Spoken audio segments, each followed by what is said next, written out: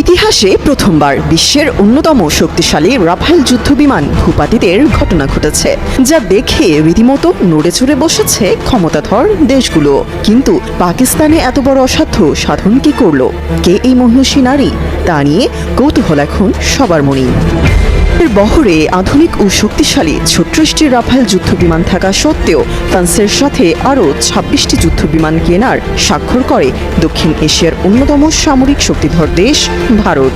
Russia ও ফ্রান্সের অত্যাধুনিক যুদ্ধবিমান যেমন রাফেল, মিগ-29, সুখোই 30 ও মিরাজ নিয়ে ভারত গড়ে তুলেছে একটি আধুনিক ও শক্তিশালী বিমান বাহিনী। কিন্তু এই আধিপত্যের দম্ভে আকাশ নিয়ন্ত্রণের স্বপ্ন দেখলেও বাস্তবতা বলছে ভিন্ন কথা।